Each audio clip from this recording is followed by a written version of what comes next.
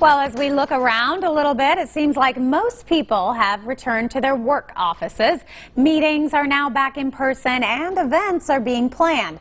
All signs of a return to normal. So how are you handling the change? It's definitely a big change for a lot of people. Here to help us connect with Cook is Dr. Heather Cook. And it's great to have you back on the show. Yeah, we were just talking about how our schedules are starting to fill up. There's more opportunities and options. It's kind of like we have the menu now, and we can choose the things we want to do, where before there was no menu and everything was closed.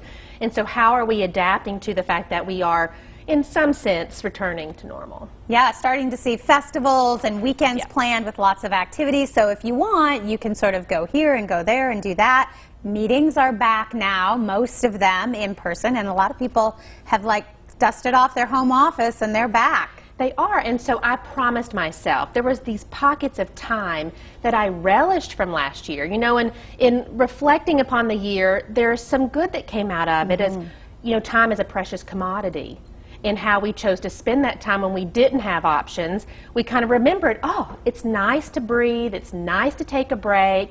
And now I said, I feel like I flipped this switch and I'm back to pre-pandemic world, and I'm just busy, double booked, and things are happening again. And so while that's nice to have things to do and options, it also brings upon this level of stress if you're not careful.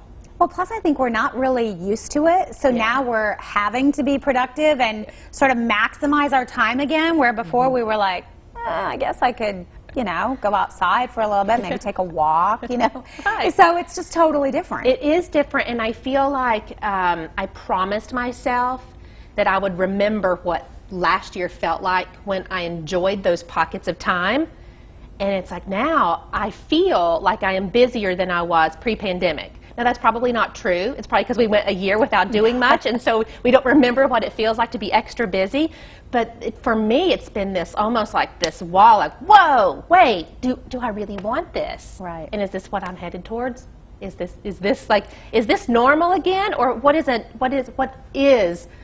the normal I want it to be? And what I'm trying to blend that time of family time or your me time or some of that extra time we experienced last year that we didn't want, but now we kind of want it now. Like we're never happy. Right. We're never Grass is always greener. It's always greener. Always greener. So how do you make those? How do you take what we've got now? Because there's really no, you know, going back. Those are all, for most people, those are all dictated, you know. You've got to do all of these things.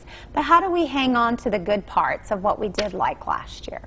Well, I feel like we all have a to-do list, and it's about how we manage that to-do list. And I think that it would be helpful to have two to-do lists. Like you've got your must-do list. You know, if you're working, you've got the report that gets to the boss because there's a deadline. Okay. Or if you're at home, you've got like the field trip form, it has to be signed by this date. You've got your must-do list. And then over here is your hope-to-do list. It's almost like we never get to the hope-to-do list because that's for ourselves. Right. And we're always doing for others. And that's what's left over if we ever have a little bit of time. Well, that's what we hope to have, are those pockets of time. So the next time you're in the car line and you have 15 extra minutes you didn't expect to have, go to the hope-to-do list. You know, because you weren't expecting that time anyway. We're like multitaskers, aren't we? I know. We're getting our to-do list done, but what we really hope to do while getting it, so yeah, we are good at multitasking, though. We are, and I feel like that hope-to-do list is just this aspirational thing that we just hope for one day and it never realizes, because that's for us and that's things that we want, not necessarily need for the family or for work or for other things. And so why don't we give that to ourselves? And so when you have those pockets of time, like last year, that we didn't expect, you know, someone shows up late to something, well, that was time you didn't know you had. Go to that list, the hope-to-do list, and check on a friend or those things that make you feel good, or go buy the pair of shoes you've been wanting, or whatever it may be. Because in time, if you can knock some things off your hope-to-do list, it makes you feel good. It's rewarding and satisfying, and then it gives you more energy to go knock out that must-do list.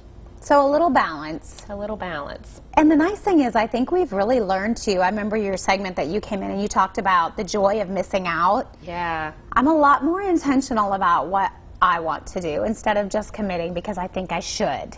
Yes. So we've kind of gotten a little bit more brave, maybe a little bold about saying no to things that before we didn't have the capability. Well, good for you, because I feel like some people are out there, the demands are back, and here they're faced with that same decision they were before of, do I have to do this? Do I have to go forward? And do I have to add this to my plate? And sometimes it's like we know we should say no. Thank you for having the braveness to be intentional. I just don't know if everyone feels like they're able to do that, because I sense what's happening is the pre-pandemic is just like, I'm back, I've arrived, here's your expectations you forgot about, and now they're back. They're just rearing their ugly head. They're rearing their ugly head, and so the choice, can we make that choice to be intentional and keep those pockets of time that we really want and need, and need to refuel and recharge? Because last year we had a whole year of refueling and recharging, and we feel like we were ready, but maybe we weren't ready for it to really come back. So. Those weeknights, you know, 7 o'clock and everything's kind of done and you just sat there like, would you say you went out on your porch and waved to neighbors? Yes, and so we had a lovely thing. So there were kids riding their bikes in the neighborhood, and that hadn't happened, and their neighbors walking, and we would wave and talk to them in the yard, and that's like prehistoric times, it feels like. And so I'd love to, you know, find those pockets of time that you can still have those moments. And hopefully, I think we've all adapted, we've pivoted, you know, you talk about the pivot, and people have done things that whether it's starting a business, I mean, people have done things that they've wanted to do for so long and just hadn't done it. It was like this wake-up call to, you know what, if you're going to do it, we need to do it, because life is happening. Well, and we needed that year to give us that perspective.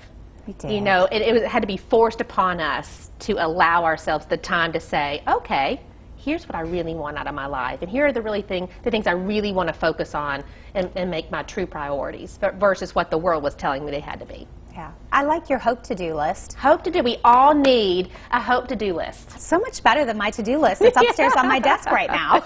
I'm going to start it right after the show. There you go, your hope to-do list. All right. Well, great to have you on the show. Thank you so much. Good luck with all of your projects. Thank you. I know, taking a step back. If you would like to connect with Cook, you can find the website at connectwithcook.com. You can also find her on Facebook, and there is an email with more information as well.